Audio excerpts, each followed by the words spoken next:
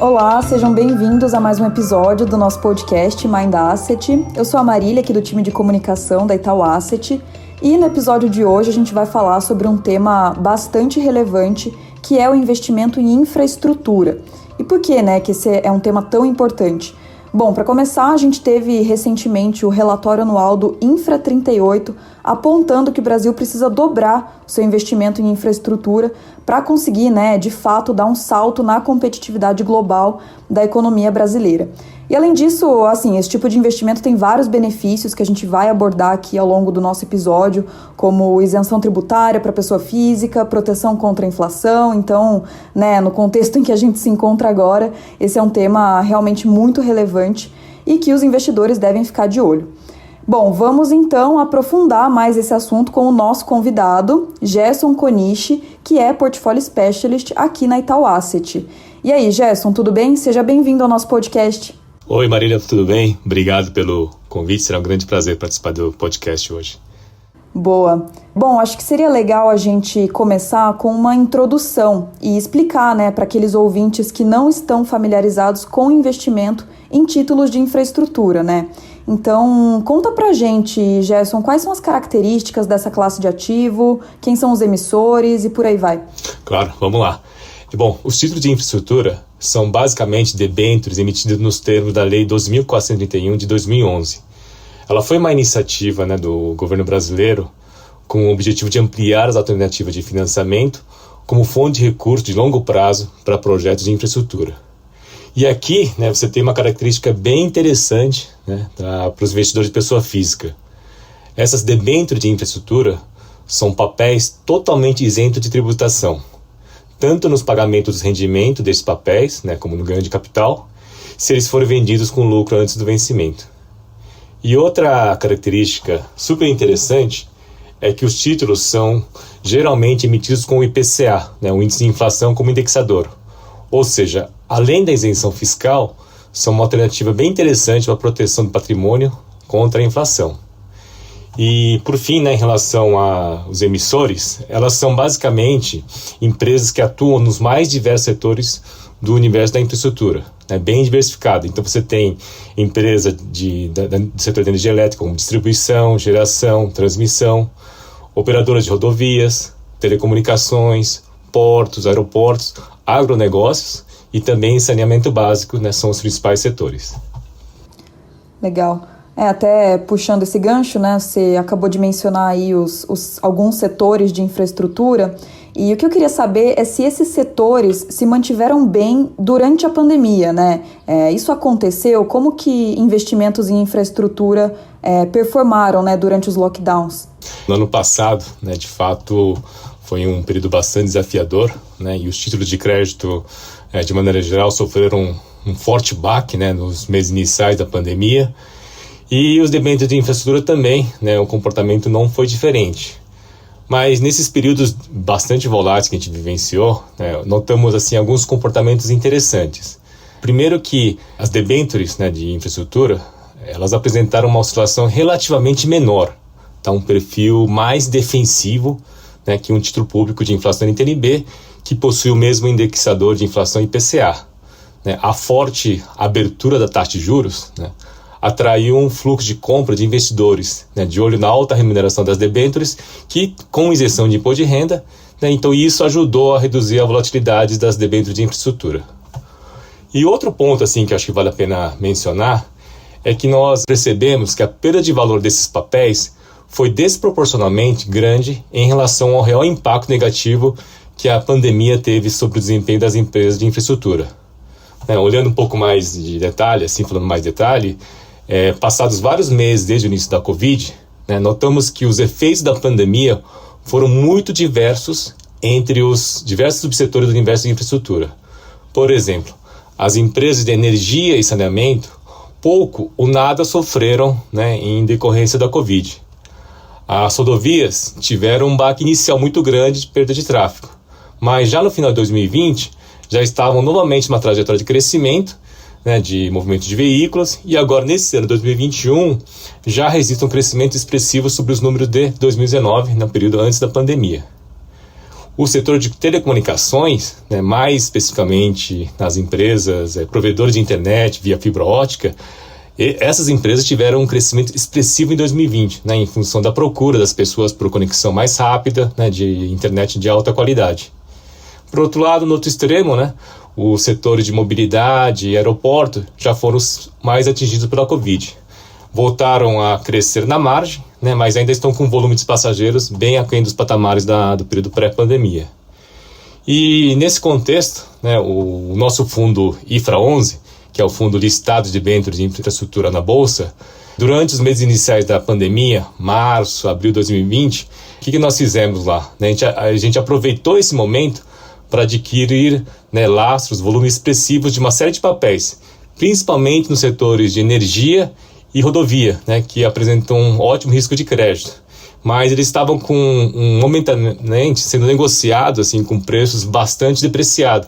Né, por causa desse susto da pandemia, né, o mercado como um todo, né, entrou em pânico, então os preços caíram fortemente e a gente viu aqui uma oportunidade bem interessante de investimento. Então aproveitamos para incorporar nosso portfólio e depois esses papéis se recuperaram, né, ao longo dos meses seguintes e o fundo, né, de fato se beneficiou dessa valorização. Uhum. Não, legal e interessante, né, observar como cada setor de infraestrutura apresentou um comportamento diferente, né, durante a pandemia. Mas e daqui para frente, assim, queria saber qual que é a perspectiva para essa classe de ativo, Gerson? Legal, a gente segue bastante entusiasmado, né, com o tema infraestrutura no Brasil. A demanda pelos papéis de infraestrutura continua forte, né, por diversos tipos de investidores, muito em função, né, dessa característica que eu mencionei: isenção tributária, proteção contra a inflação e também boa liquidez no mercado secundário. Mas, na verdade, quando você olha um pouco, né, os últimos anos, a gente vê que esse mercado de debêntures de infraestrutura ela vem crescendo fortemente. De acordo com a Ambima, o ritmo de emissões desse ano mais do que quadruplicou, né, quando você compara com o que era 5 anos atrás. E nesse ano, até o mês de agosto, já foram emitidos mais de 28 bilhões de reais de debêntures, um montante que já supera tudo que foi emitido ao longo de 2020. E mantendo esse ritmo, né, devemos atingir um montante de 30% a 40% superior ao de 2019, né, que é o período pré-pandemia. E aí para o futuro, né, como você já mencionou, né, o Brasil tem gargalos muito sérios de infraestrutura, né, para superar, e a gente vê assim, oportunidade em vários setores, principalmente hoje, assim, diria, em saneamento e transportes. O governo, né, atento nessas carências, ele tem feito assim, grandes esforços aqui no sentido de impulsionar investimento privado em infraestrutura em forma de concessão, né, de novos projetos, né, trazendo oportunidade de investimento para a iniciativa privada. Somente em 2021, nesse ano, tivemos uma agenda bastante intensa de licitação, né, de vários projetos do setor de saneamento, rodovias, ferrovias, aeroportos e terminais portuários. Esse ano, por exemplo, 3 blocos de saneamento básico da SEDAI no estado do Rio de Janeiro, né, foram ofertadas, 3 clusters de aeroportos em todas as regiões do país, rodovias importantes, Tocantins, Goiás, terminais portuários, Maranhão, Rio Grande do Sul, né, e também projetos de mobilidade urbana e rodovia nos principais estados brasileiros. Então, uma agenda assim, bastante intensa e estamos bem positivos aqui com o setor de infraestrutura. Não, bem legal. Então, a gente pode dizer que, de fato, é um bom momento para investir em infraestrutura no Brasil. Claro, sem dúvida. Acho que pensando no horizonte de médio e longo prazo, né, todos os novos projetos de infraestrutura, né, eles vão precisar, né, de financiamento para serem implantados, e aqui a gente entende que há uma oportunidade de você adquirir esses papéis, né, e com isso compor, obviamente, assim, o nosso fundo de infra. E, de novo, né, para investidores que buscam proteção contra a inflação, né, os ativos de infra ele oferece, né, então essa característica é bem interessante. Além disso, você tem o prêmio de crédito, né, e geração de renda ao longo prazo. Né, então, acho que a gente vê, então, o fundo de estrutura como uma excelente alternativa de investimento. Não, legal, muito bom. Bom, e aqui na Itaú Asset, né, a gente tem algumas opções, né, para o investidor que deseja ter acesso a investimentos em infraestrutura. E eu queria começar falando sobre o IFRA, né, que você já até mencionou, que é o nosso fundo de infraestrutura negociado em bolsa. Então, você pode falar um pouco mais para a gente sobre esse produto? Sim, claro. O IFRA, na verdade, ele é um fundo de infraestrutura listado na bolsa, né? O código dele é IFRA11, ou seja, ele pode ser negociado como se fosse uma ação, né, por meio de uma corretora, e sua liquidação financeira é realizada em D+2. A carteira do IFRA11 é bem diversificada, né, com exposições em setores de concessões, energia elétrica, como distribuição, transmissão, geradores, gás natural, telecomunicações, agronegócio, entre outros. E essa diversificação, né, é muito importante numa carteira de crédito que ajuda a mitigar os riscos. E outro ponto importante, né, de ressaltar do IFRA11, que ele é gerido por uma equipe bastante sênior, multidisciplinar, né, composta por gestores com grande experiência em estruturação de operações, gestão de portfólio, e também por profissionais com muitos anos de experiência, né, que atuaram na área de análise de crédito de empresas dentro do banco Itaú BBA, e também no setor de Project Finance, né, com foco em infraestrutura. E além disso, né, a liderança absoluta do Itaú Asset no mercado de crédito privado, né, com mais de 110 bilhões de reais de exposição, nos proporciona assim, um amplo acesso, né, ao mercado, principalmente às ofertas exclusivas, né, o que nos possibilita a composição de carteiras bem diversificadas e principalmente com qualidade, né. E por fim, né, acho que vale a pena dizer aqui do IFRA11 que por meio de uma gestão ativa, a gente sempre busca, né, reciclar a carteira ao vender os ativos que se valorizaram por compressão de prêmio, né, o fechamento de taxa, antes dos seus vencimentos, e a gente troca por outros investimentos, novas oportunidades, né, mais interessantes. E isso tem se traduzido em resultados positivos para o fundo e retornos superiores, né, quando comparados aos nossos concorrentes. O fundo IFRA11 ele começou em 20 de janeiro de 2020 e apesar dos períodos bastante turbulentos da pandemia, a cota patrimonial do IFRA11, já considerando a distribuição de rendimentos, fechou o ano de 2020 com um ganho de 14,23%, contra o seu benchmark IMAB de 6,57%, ou seja, quase 8% acima, né? E aqui eu acho que vale a pena destacar que esse retorno de 14,23% é isento de IR, né? E quando se faz o gross up, ou seja, quando você ajusta a um fundo que tem uma tributação, isso equivale a um retorno bruto de 16,74%. Tá? Um retorno bem interessante, né? E nos últimos 12 meses, tá, o IFRA11 acumulou um ganho de 9,49%, aqui também isento de IR, 4,8% acima do seu benchmark. E essa boa performance, tá, nos permitiu distribuir um rendimento semestral de R$ 3,20 por cota no mês de maio, que isso equivale a um rendimento anualizado de 6,21%. Tá, então acho que essas são as principais características do IFRA11 e também até gostaria de aproveitar para contar duas novidades interessantes do IFRA11, tudo bem? Bom, a primeira é que a partir do dia 17 de novembro, o público-alvo do fundo, tá, passará de investidores qualificados para investidores em geral. Então, assim, né, mais investidores, tá, conseguirão agora poderão acessar os benefícios do IFRA11. E a outra novidade, tá, é a mudança na sua periodicidade de pagamento de rendimentos, que passará de semestral para mensal, tá, atendendo à demanda dos investidores. Então, no dia 16 de novembro, tá, o fundo então distribuirá a seus cotistas o seu último rendimento semestral, e no dia seguinte, né, dia 17 de novembro, essas alterações que eu mencionei serão efetivadas, né? Ou seja, em dezembro, o investidor do IFRA11 já passará a receber o rendimento mensal no quinto dia útil. Né? E vale observar que aquela isenção total de IR para a pessoa física, o código IFRA11, assim como o tipo de gestão e estratégia do fundo, continuarão os mesmos. Não, muito bom, assim, não tem o que falar, o IFRA é um excelente produto, o time é super experiente e novidades aí fresquinhas sobre o fundo, hein, bem legal. E Gerson, outro produto que eu acho importante a gente abordar aqui, que a gente lançou recentemente, é o fundo de debêntures incentivadas, né? Você consegue falar pra gente um pouco mais sobre esse produto? Claro, Marília, sim. Esse é o Itaú Debêntures Incentivadas, tá? É um fundo aberto que pode ser acessado via Bankline. E também uma estratégia de investimento em títulos relacionados ao setor de infraestrutura, né, que atende aqueles critérios da Lei 12.431, ou seja, ela é isento de IR, busca capturar o prêmio de crédito privado e superar a remuneração das NTNBs, né, que são os títulos públicos indexados IPCA. Ou seja, ao não incidir imposto de renda, né, sobre os ganhos para a pessoa física, ele não tem aquele evento come cota semestral de um fundo de renda fixa tradicional, tá? Outro ponto importante aqui é que o público-alvo dele é público em geral e aceita investimento a partir de R$1. Tá? Esse fundo Itaú Debêntures Incentivadas também é gerida por uma equipe com muita experiência na área de crédito, gestão de risco, portfólio de crédito, conta com uma governança bastante robusta, né, de comitês de investimento, análise de crédito, integração dos critérios ESG na análise. E temos também, atribuímos também ratings proprietários para cada um dos ativos, né? Isso nos dá, assim, agilidade, identificar a oportunidade de investimento, eventualmente até se desfazer, né? Quando a gente identifica uma piora de fundamento das empresas.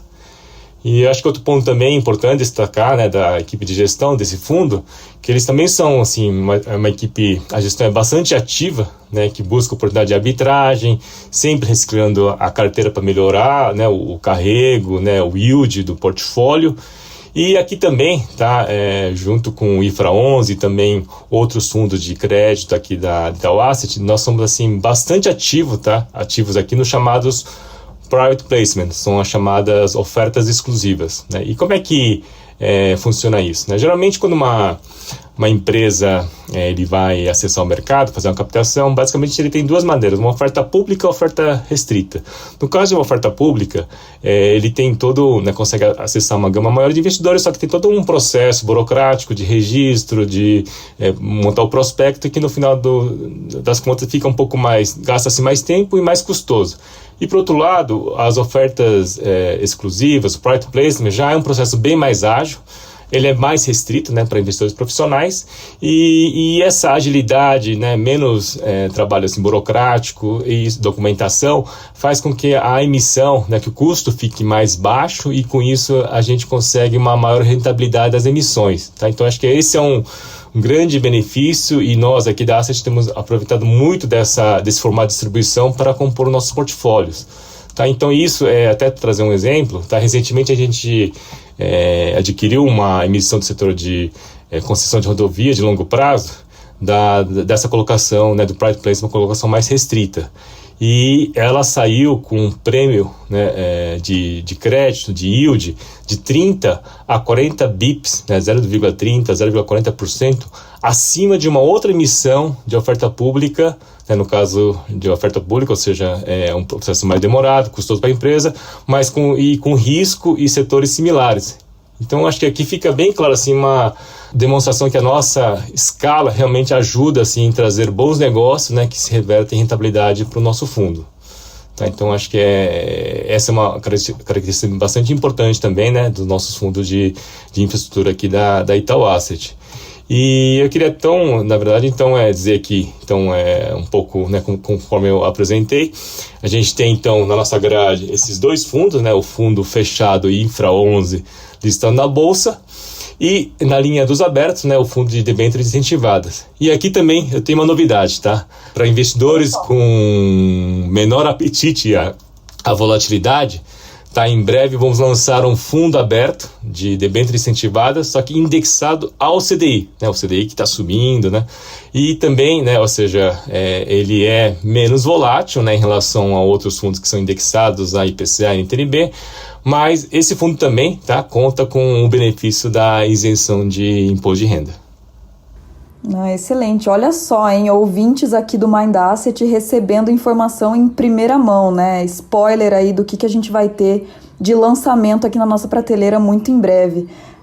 Bom, esse assunto rende muito, mas enfim, acho que a gente conseguiu aprofundar os principais temas. Então, Gerson, muito obrigada mais uma vez por ter topado participar aqui do nosso podcast. Poxa, acho que a conversa foi excelente, então te espero aqui numa próxima, hein? Legal, muito obrigado pela oportunidade, foi um grande prazer conversar com você, Marília, e aguardo aí a próxima oportunidade, estamos aqui. Sucesso!